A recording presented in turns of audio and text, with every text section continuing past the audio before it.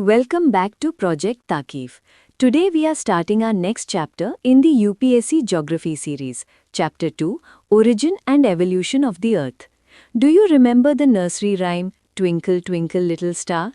As a child, the starry nights probably fascinated you. You likely asked yourself, how many stars are there? How did they come into existence? How was the Earth formed? Let's start with the early theories. One of the earlier and most popular arguments was by the German philosopher Immanuel Kant. In 1796, the mathematician Laplace revised this theory, which became known as the nebula hypothesis.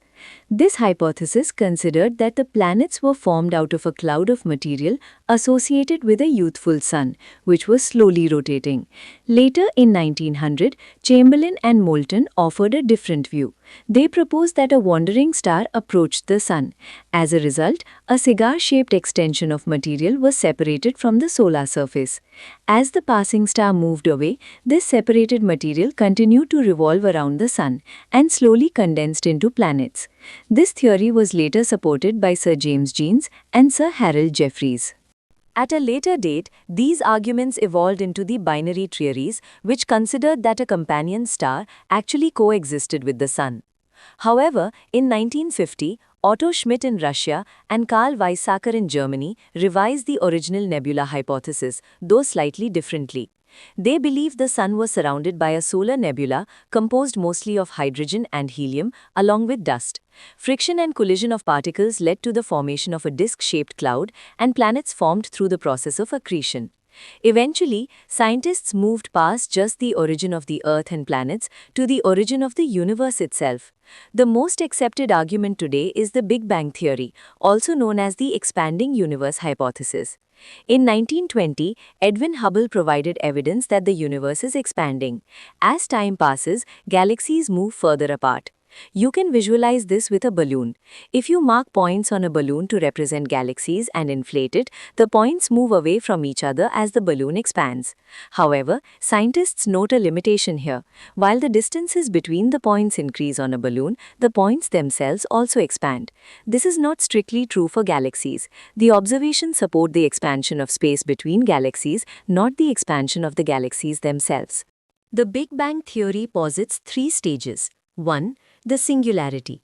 Initially, all matter forming the universe existed in one place as a tiny ball, a singular atom, with unimaginably small volume, infinite temperature, and infinite density. 2. The explosion.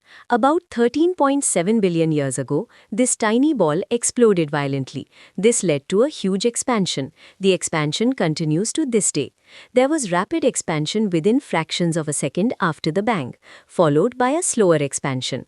3. Formation of atoms. Within the first 3 minutes, the first atom began to form. Within 300,000 years from the Big Bang, the temperature dropped to 4500 Kelvin and atomic matter emerged. The universe became transparent.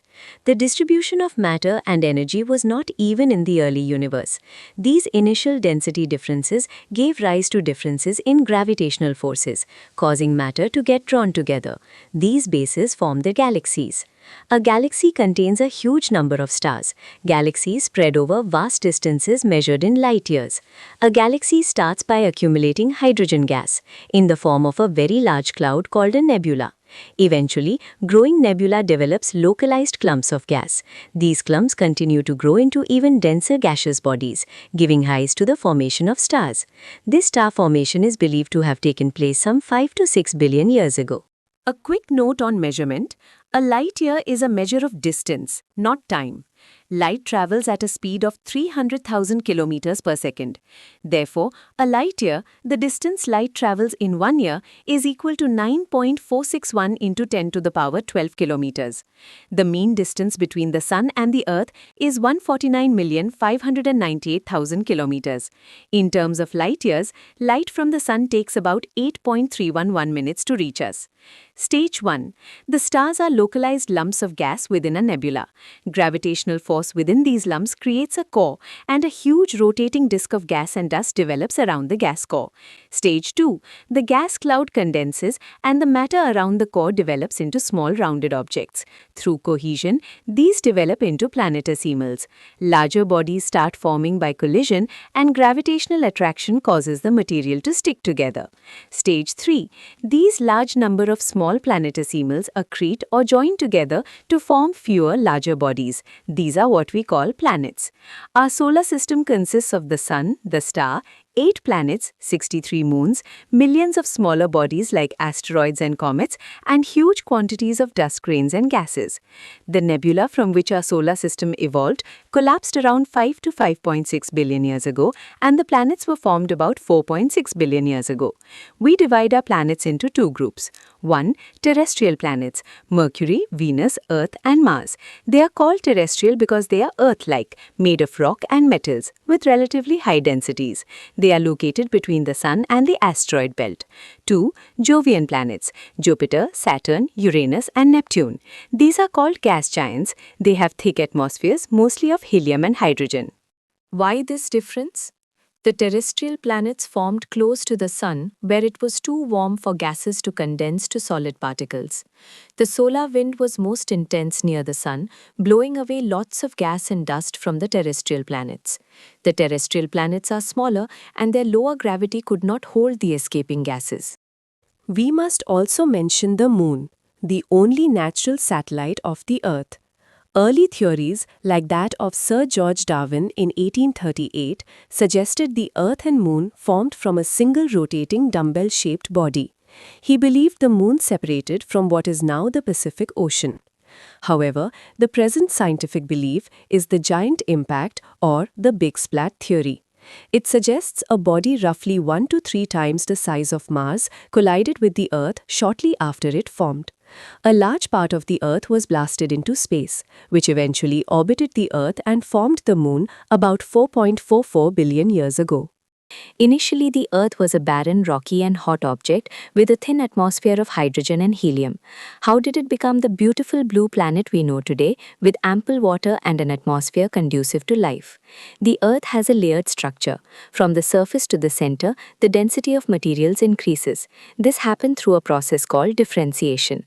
Because the early Earth was volatile and hot, density increased. This allowed heavier materials like iron to sink towards the center, while lighter materials moved to the surface. As it cooled, it solidified into layers: the crust, mantle, outer core, and inner core. The evolution of the atmosphere happened in 3 stages. Loss of primordial atmosphere, the solar wind swept away the early hydrogen and helium. Degassing, as the Earth cooled, gases and water vapor were released from the interior. This included nitrogen, carbon dioxide, methane, ammonia, and very little free oxygen. This process is called degassing. Finally, the composition was modified by the living world. As the Earth cooled, the released water vapor condensed.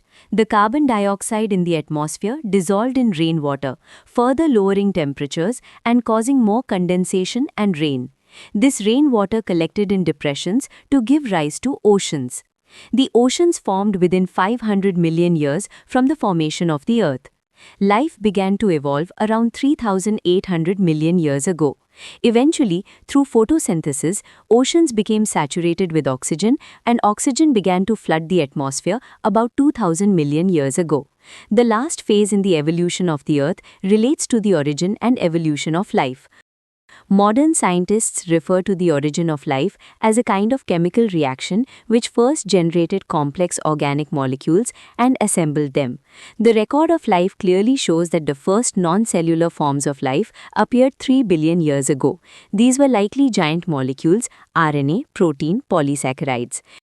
We trace this history through the geological time scale, organizing history into eons, eras, periods, and epochs. From the Big Bang to the first unicellular bacteria to modern humans, this scale maps our entire history. Thank you for watching Chapter 2 of our Geography series. Stay tuned to the Takif channel for the next chapter, Interior of the Earth.